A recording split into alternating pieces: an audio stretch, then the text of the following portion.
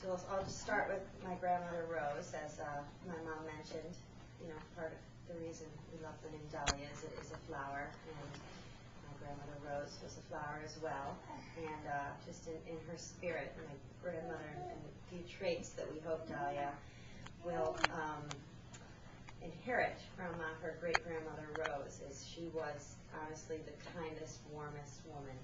She had not a mean bone in her body, and just loved everyone she met. And you know, the minute Dahlia was born, and I held her in my arms after I gave birth, I just looked in her eyes, and she was just the sweetest baby. I could just tell, and she, you know, as you can see,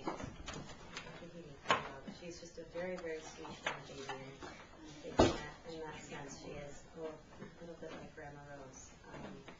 And as to Grandma Esther, she had quite a personality. And throughout my whole pregnancy, we would see these butterflies. Remember? Even when we were in the beach in the Hamptons, every day we'd go for a walk and we'd see these monarch butterflies. And as my mom mentioned, Grandma Esther always wore this butterfly pin, and everything was butterflies that she had. She loved the butterflies, and after she passed away, we would always see butterflies outside of our house. So every time we see butterflies, I think it's Grandma. And as I was pregnant, I mean, it was insane the amount of times that I would see butterflies. So I kind of thought it was also meant to be. And I actually had them. I was releasing them. And just two other things that we hope Dahlia inherit from Grandma Esther are one is, as my mom mentioned, she was very tall, and I'm not, but I didn't get that. She's very tall. But Dahlia is, not to show off, but 90% so she's very tall for her young age. Exactly. Who knows if that's from our side or from your side. And then the other thing is, there's another T. I can go with the next one. Yeah. Oh, the other T. I was thinking of this morning. It says rescue. Talkative. My Grandma Esther was extremely, very vocal and talkative, and just had a great, wonderful personality. And she would have absolutely just adored Dahlia. But Dahlia is very talkative too. You can hear her grunting. I think she's trying to talk. Not right now, but she's being good. So, and those are from our side the representation. Okay, then. Well, the E in Esther also comes from E for your great-grandmother on the paternal side, Eva, and you also got her last name too. And when I think about my grandmother, I think about she spoke Hebrew, and your mom speaks a bunch of different languages, so they got those things in common. And Eva was born and raised in New York City, and so are you.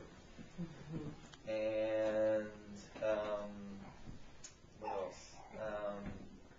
And your great-grandmother was an incredibly sharp woman who was a force of nature. And based on some recent observations, I think you've got that going for you as well. And yeah, and one of the reasons why you're in New York is because when I was little and I would go in and visit with my grandparents, they would take me to see all these plays, and you know, we'd walk around Times Square and all that, and that kind of was one of the reasons I think when I moved back to the city, why it felt so natural. And so that's kind of one of the reasons why you're stuck there in Brooklyn now. And that's where the Ed started out. That's right. So it's yeah, we're getting back to basics. And Dahlia Esther has one more Hebrew name, and it's Chaya, and that is named after my mom's mom, Little Bobby, who is also very sweet. And who was a wonderful cook and baker. So she taught me how to make poppy seed cookies and how to make and braid a collar with 6 braids. And her name means life. So God willing, you will have a wonderful life, and you'll learn how to bake cookies so your dad can enjoy them. And what I did, now my mom always made, when my kids were born, she made little girl and boy cookies from my grandmother's poppy seed cookie recipe. So in order to maintain the tradition and the memory of my mom and my grandmother, I invite everybody to take one. Don't eat it. We're going to say a bracha. Just one? Yes.